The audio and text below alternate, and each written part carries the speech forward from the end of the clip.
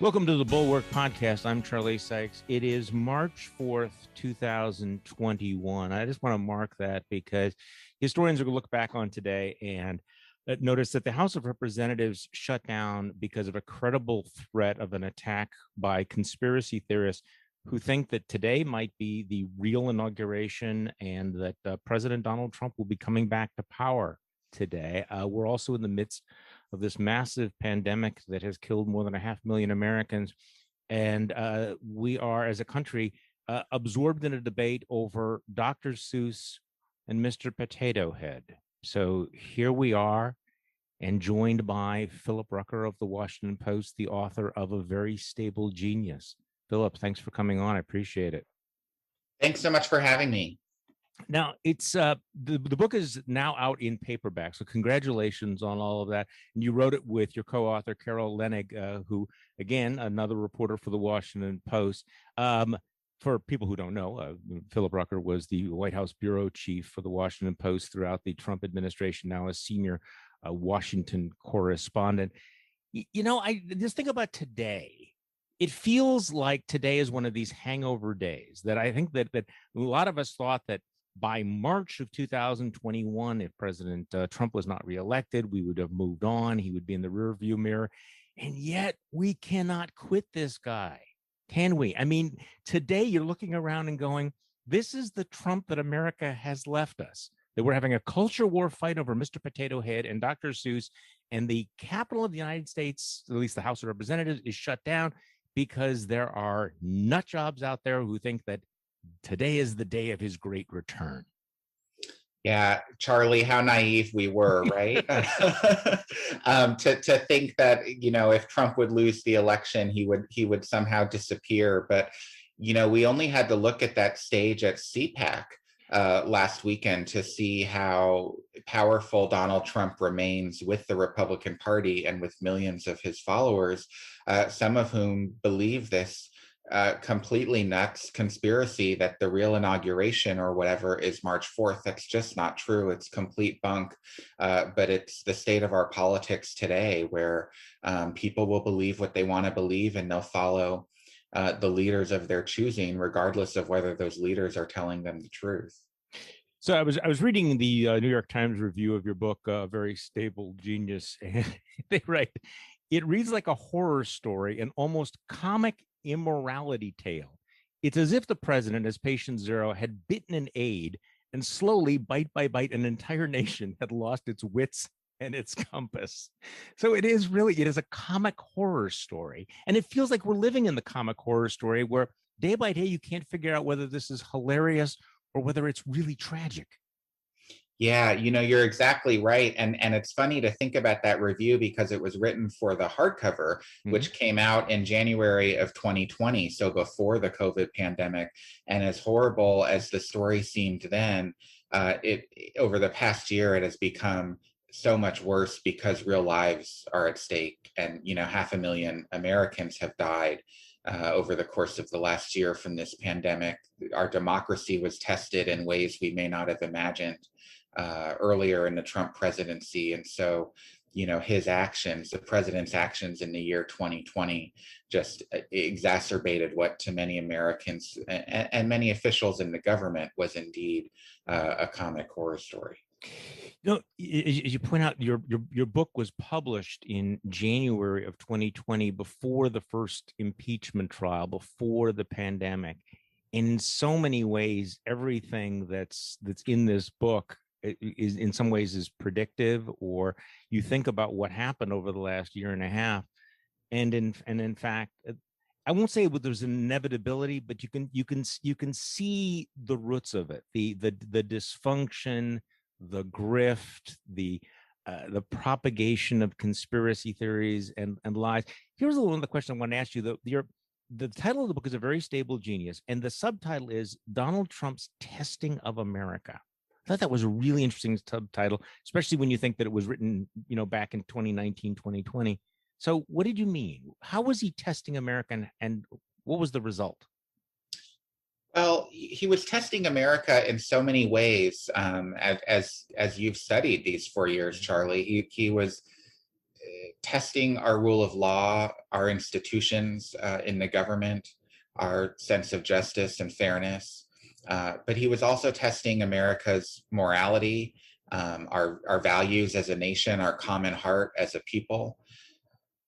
There were so many different policies and outrages um, and and and actions, norms he busted through over the course of his presidency that tested the country like it had really never been tested by a president before. Certainly, the United States has weathered many crises over the year. First and foremost, the Civil War, but never has there been an elected president so determined to push those boundaries and to test the strength and resiliency of our institutions. And critics would say he wasn't just testing America, but he was trying to change America and take it over and make it more of a totalitarian, authoritarian state.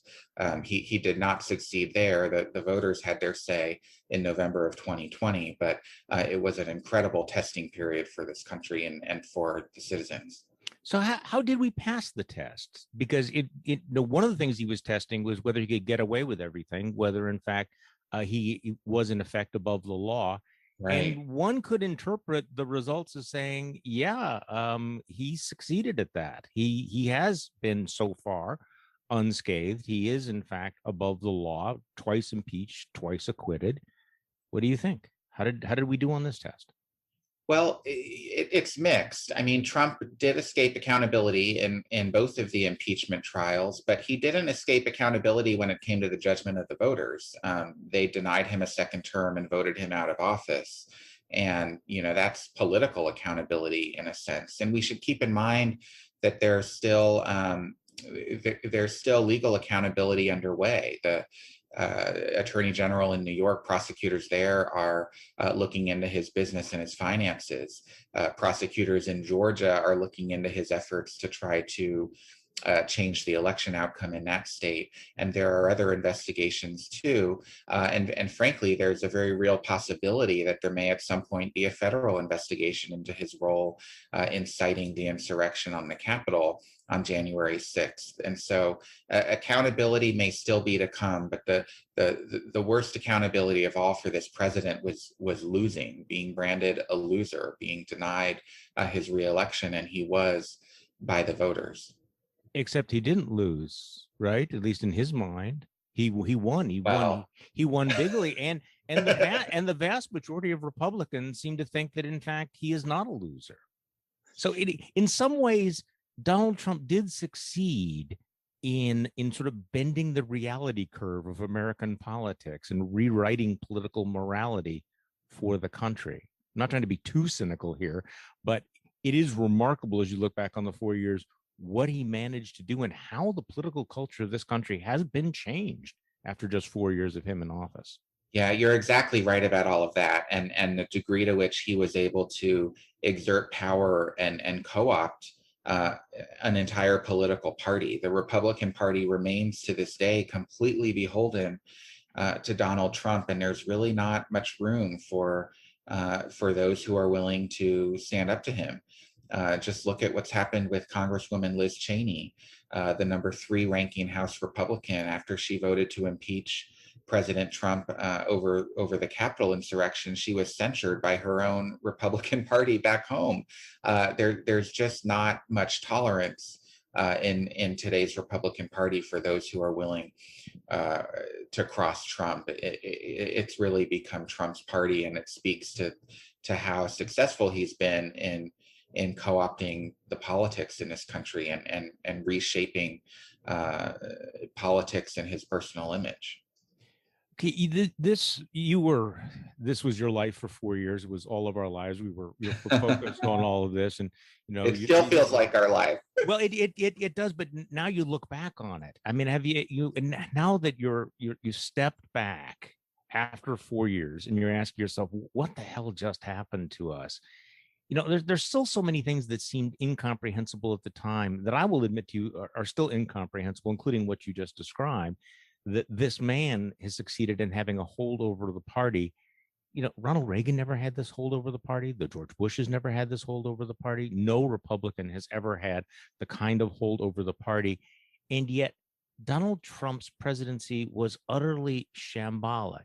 So what is your operative theory of why it succeed as a presidency? I would argue it was a failure, but it succeeded in dominating one of the two major political parties in this country. Yeah, how did that work?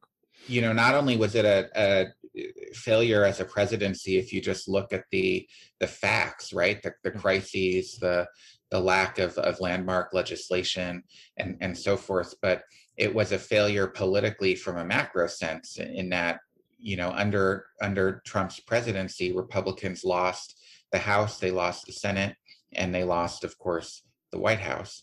And yet Trump had this power over the Republican Party simply because such a large percentage of Republican voters followed him, believed in him, in some cases believed the conspiracies he was peddling or the alternative kind of fantasy reality he was creating on the stump. There was this incredible charisma and communicative power that he had, still has as a politician, where he could make his followers believe anything he said. I mean, I saw it time after time at these Trump rallies where you'd interview supporters afterwards, and they're real people, they're good people, they're, teachers and nurses and accountants and, store clerks. I mean, they're people in our communities, and yet they believed the lies one after another, all the way up to the lie that President Trump won the election and it was somehow rigged and stolen from him, which is not true. So that the intensity of his connection with his supporters explains how he was able to take over the Republican Party and have so much power as the president, even though he failed in so many ways from a policy standpoint and from a broader political standpoint. But how did he do that? Because I agree. I mean, obviously, that you can't understand what's happening with the Republican elected officials without understanding the base. This is a base problem. It's a voter problem. How did that work? I'm looking at the various chapters of your book, Unhinged, Shocking the Conscience, Paranoia and Pandemonium, Scarathon. You watched all of this, and I'm sure you went through the same experience everybody else did, was saying, well, okay, this is going to be the breaking point. Okay, well, this is going to make a difference. When every couple of weeks there was a breaking point. Exactly. Hey, you'd look at it and say, okay, this is going to make a difference. I mean, if somebody would have told you, what if 500,000 people died from the pandemic? What if he tried to do all of these things and yet none of it made a difference? So you've talked to these people. My shock of the last 4 years was not Donald Trump, because I think Donald Trump was pretty much who he was. He told us who he was. Other people told us who he was. There was really, I mean, it was appalling, but it was not shocking. He was living his life. He was being Donald Trump. The shock was watching people look at it and look at all of this and going, yeah, we're okay with that. Okay, yeah, he lied, and I'm okay with that, or I'm going to believe that lie. What does it say about our politics or about the media? Is it the media ecosystem? Is it something else that about the political culture that was accepting of Trump's behavior? It's such an interesting question and an important one, and it's a hard question. And it's hard to answer. There's no easy answer for this. And I agree with you, by the way, that the big shock of the last 4 years was not the things that Trump did, but the fact that everything he did didn't really have a consequence in terms of depressing his support. I mean, sure, he ended up losing the election, but the support he had with his base stayed through everything, through every controversy, through every act of corruption, through every kind of ghastly, amoral statement he would make. I mean, calling women horseface, all of that, people stuck with him. And, part of his power, I think, was in his shamelessness. Yeah. Most political figures over the years, they have a degree of shame when they do something that's bad, or that gets mocked, or that alienates people, they do a course correction. I mean, they understand where they erred, and they try to do right.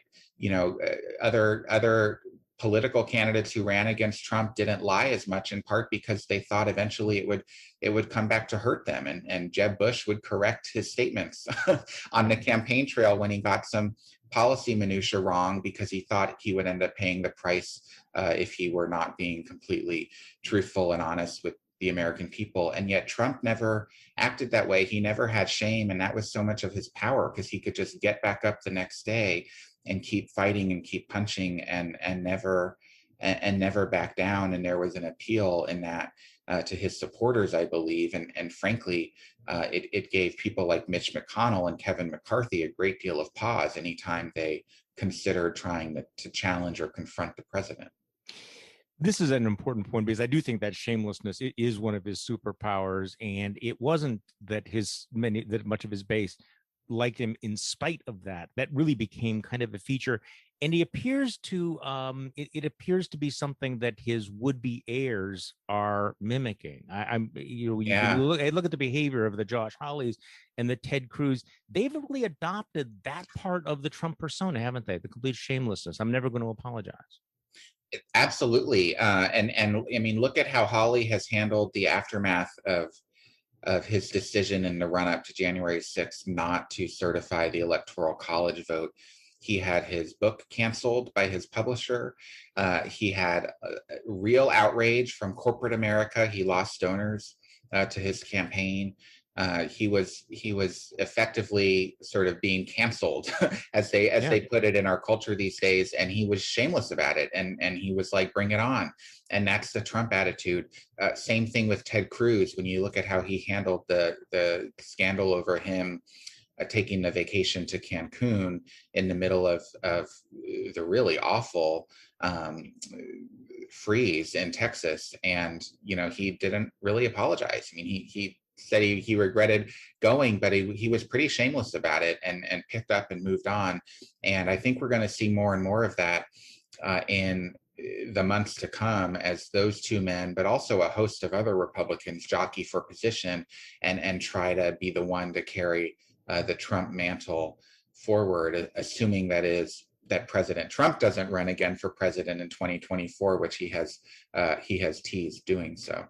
Well, what do you think? You're a Trump watcher. Do you think that he will run in 2024, or does he just like being mentioned and freezing everybody else? What do you think?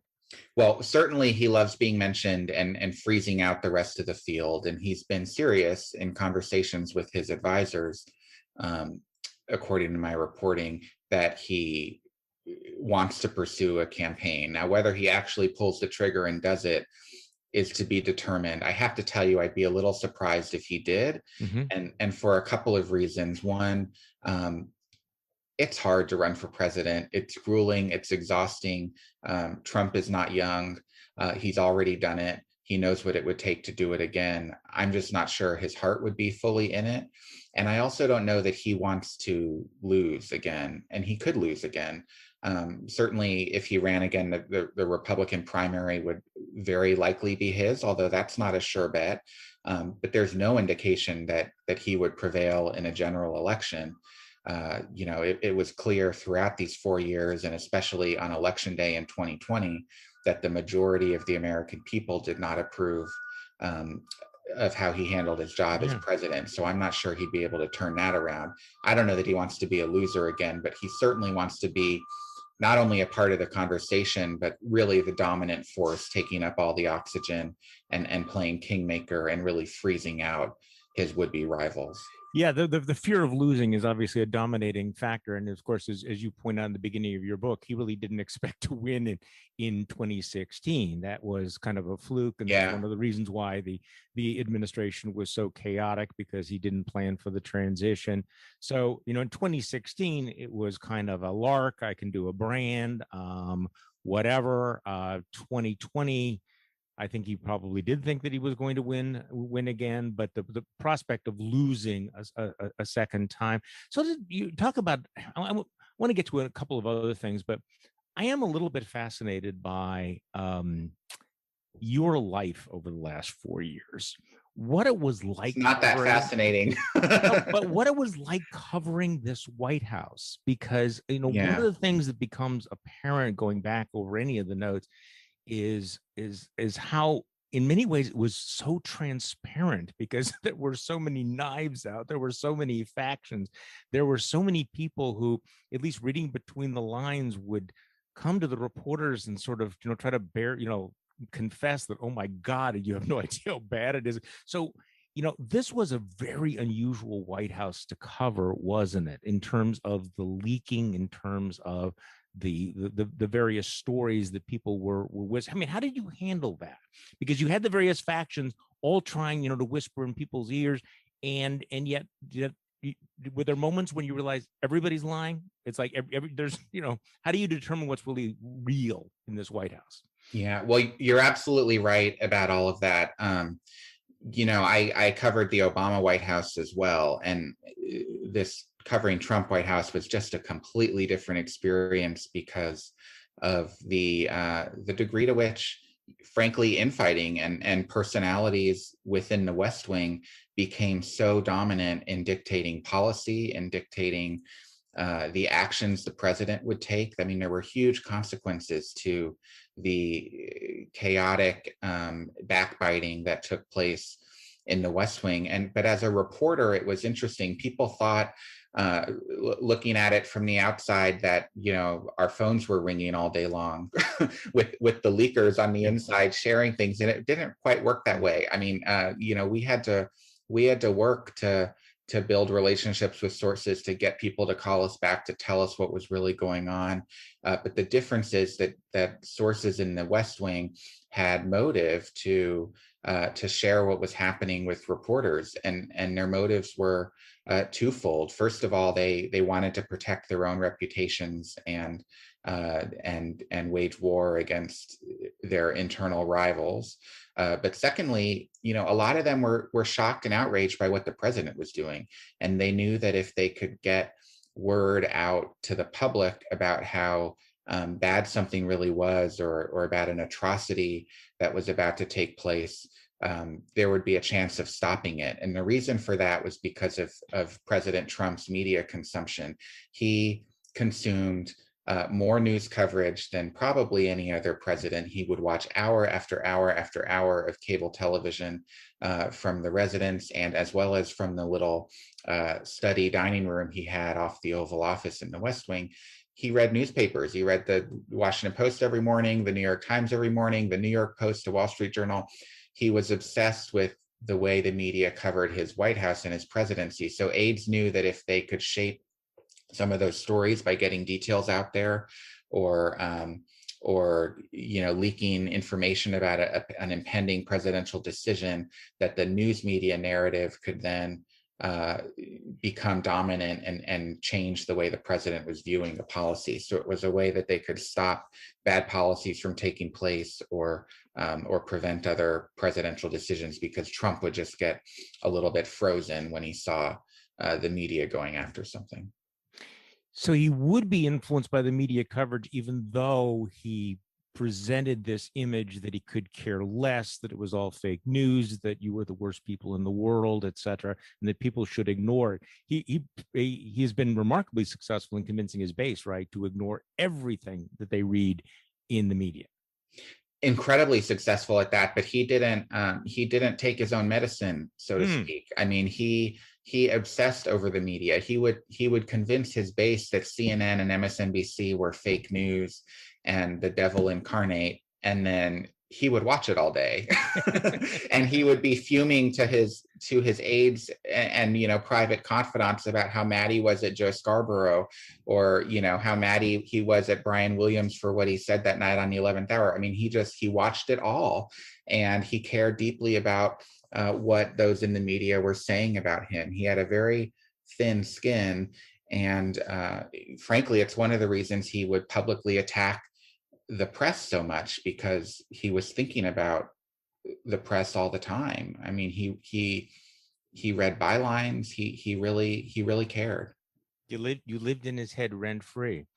The other thing that's interesting, again, going back and reading your account of the early days of this administration, was what a group of misfit toys he assembled around him. It's a president is often presidency is the success or failure is determined by the people that he surrounds himself with.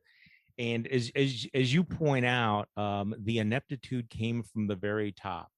He Yeah. surrounded himself with, just talk a little bit about, he seemed to have, to me, a weird taste for just some of the cast-offs of American politics and society, people who would never have been allowed anywhere near any center of power, any place other than the Trump White House. He did. He attracted those types. Michael Flynn's a great example of that, but not just Flynn. It was throughout the government. He attracted people who never would have gotten the jobs they got in any kind of normal administration, people who were outcasts and mocked by the establishment and the elites. And one of the reasons Trump liked being with those people is because that's who Trump was. I mean, Trump is someone who never was accepted by the New York business elite. He was mocked in Manhattan by the more highbrow gazillionaires, and never really felt part of the club. And so he comes to Washington, and he wanted to bring the misfit toys with him. The other thing is he had such incredible demands for personal loyalty from those who worked in the government that it was just not an environment where a more seasoned person from the government bureaucracy could be willing to work or could even survive, because a lot of people who served in a Bush cabinet or an Obama cabinet or a Clinton cabinet would never have agreed to do some of the things that Trump demanded of his appointees.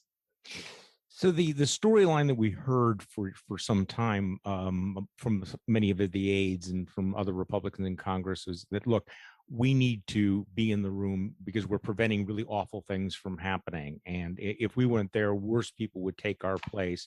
So in retrospect, do you buy that?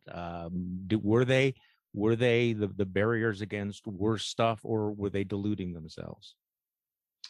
Well, so the truth, I think, is a little bit of both. Mm-hmm. And that view was prevalent, by the way, early in the administration with people like Reince Priebus and Yep. John Kelly and Jim Mattis and Rex Tillerson. Those were the people I was thinking of. Yeah, and Don McGahn. And I think by the latter years in the administration, when Mark Meadows took over as the chief of staff, for example, they were really much more enablers and didn't see themselves as the bulwark against bad things from happening the way their predecessors in those jobs did.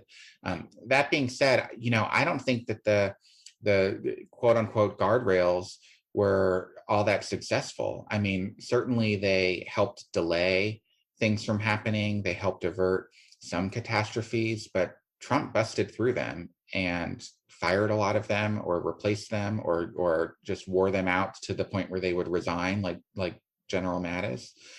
And ultimately, the president got his way. I mean, by the end of the 4 years, this president was able to do most of what he wanted to do. He pardoned the people he wanted to pardon.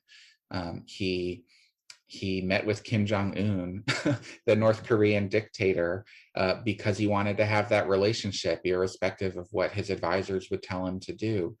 I mean, he enacted the policies he wanted done. He, announced the troop withdrawals that he wanted. He did what he wanted to do at the border with separating families and toughening our restrictions against illegal immigration. And that's his agenda, and he was elected to do it. And the people who were trying to shape him and guide him and prevent some of those things from happening, they might have bought some time, but they didn't really change the outcome in the end. So you've covered multiple White Houses, and we're all watching the Biden White House. It's obviously incredibly early to do that, but in retrospect, and this is a thought that's sort of bubbling up for me, I'm just want to bounce it off you, is that when Joe Biden ran on his theme of unity and suggesting that he was going to be able to work with Republicans in Congress, did he underestimate the degree to which American politics has changed over the last several decades, but in particular how it was changed by the Trump era? I mean, does Joe Biden understand how the presidency has been changed in the last 4 years? That's such a good point. And I have to say, I'm not, I don't think he does. I think he had an expectation that he could, and look, he realized Biden understands how much has changed under Trump for Yeah. sure. But I think he assumed that he would be able to lead a restoration and return to normalcy, if it were. And I think he's finding now, 6 weeks into the job, 7 weeks into the job, that it's not that easy, and there may never be a full restoration. America may never be able to go back to the America of 2016. Certainly our foreign alliances are different now.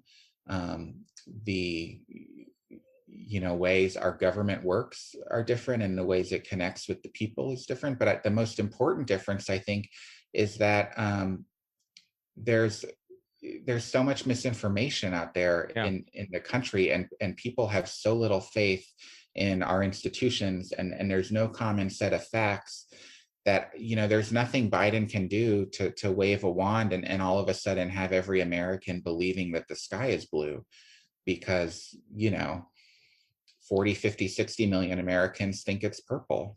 And that's because Donald Trump has told them for 4 years that it's purple. And so this is going to be require a generational change in our country. And it's really a societal problem that I don't think any one political leader can fix, certainly not Joe Biden, although he does come in with years of experience trying to work across the aisle and bridge divides with the political parties. But this is so much bigger than that and more profound. Well, I'm sure you reflected on this, and I thought over the last 4 years that we probably were seeing some of the best journalism that we've seen in my lifetime, and this would include the Watergate era. With the work you were doing at the Washington Post, the folks at the New York Times, even the Wall Street Journal, the kinds of investigative reporting that was going on, the detailed analytical reporting, and yet you had 40% of the country that was completely immune to it, completely immune to that information in an alternative reality silo. And so that if you lived in one America, you had one set of facts, one set of characters, one set of narratives. If you lived in another part of America, it's completely different, which explains, the Mr. Potato Head, Dr. Seuss, March 4th is the real inauguration day universe. And I honestly don't know how you break out of that. I mean, I don't know how you change it, and no one politician is going to be able to change it. And my sense is that everything that we've experienced is going to get worse because you have a proliferation of more of these outlets that are, committed to pushing the envelope as much as possible. Yeah, you hit the nail on the head there. I'm incredibly proud, by the way, of the journalism that we did at the Washington Post, and was so impressed by what my colleagues at the New York Times and the Journal and elsewhere were doing in these 4 years to really expose the truth of what was happening. But it is just dispiriting to see how many Americans not only disapprove of journalism, of real news, but don't believe it. Just don't have faith and credibility in what we're reporting, and that's a challenge for us as a company at the Washington Post, but also as an entire industry across the mainstream media. And I think the best way we can address that challenge is to just get it right, and to be transparent with readers about how we're doing our reporting, about where our information is coming from, about what we know, but perhaps more importantly, what we don't know. Being really forthright and honest with people, so that they can understand how we're drawing the conclusions that we're drawing, and understand how information is sourced to the best we're able to provide that, and just give people some more confidence in what they're reading, that there's sort of integrity and credibility behind it. And we have to not make mistakes. I mean, I have to tell you, the 4 years covering Trump, it was like being on a tightrope. And I thought every story I fretted getting something wrong. And if I got something wrong, not only would it obviously be bad for me personally, but it would just damage the credibility of all of journalism. And so the standards were just so high in those Trump years, and we've got to keep them that high. We just can't afford to make mistakes or to get stories wrong or to be misleading in our coverage. I remember writing something in the first month of the Trump presidency, saying that whatever journalists do, don't get it wrong, because every error is weaponized in a way that Totally. you almost cannot imagine how big it can be, and how successful I think the Trump media ecosystem is in exploiting any single error. The other superpower that Donald Trump may have had, and I put this in quotation marks, is I think that he also had a way of making his opponents crazy, driving them to do extreme things that then could easily be caricatured. But I also think that as we're stepping back and we're watching, how did we all fall in love, in quotes, with Andrew Cuomo? How were so many? I mean, because he was the non-Trump, right? So he was protected under the wings of Trump's own corruption and mendacity. So we decided that if he wasn't Trump, we were going to overlook all of his flaws. We were going to embrace Michael Avenatti. We were going to embrace Omarosa. We were going to, put. I mean, you can think of all the people that sort of went through. Was it who was the guy that wrote the book that kind of blew up in his face? Wolf. I'm just trying to remember what his first name was. It Michael Wolff. Which was, I mean, remember Washington was on fire for this book. That sounds like he pulled out of his rear end in some ways. Okay, I'm not getting into that, but I mean, this is part of the problem.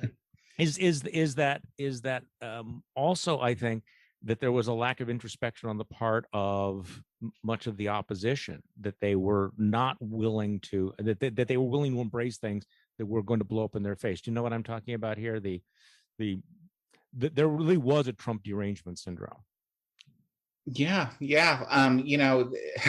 There was to some degree, and there was a sort of sense of on the left of hyperventilating every time there was a Trump scandal, and sounding the alarms, and to voters kind of in the middle or out there in the country who sort of supported Trump, but wanted a reason not to vote for him. I think that was off-putting too. And so I think there was a real an issue with tone in the coverage and in the political reaction to the news in these Trump years. Yeah, well, we're obviously going to be living with his legacy for some time. The book is out in paperback now. It is definitely one of the must reads from the Trump era. A very stable genius by Philip Rucker and Carol Leonnig. It's just an outstanding, detailed, meticulous account of what happened before we try to engage in historical revisionism or drop these things down the memory hole. Philip Rucker, thank you so much for joining me today. I appreciate it very much. Thank you so much, Charlie. And thank you all for listening to today's Bulwark podcast. I'm Charlie Sykes.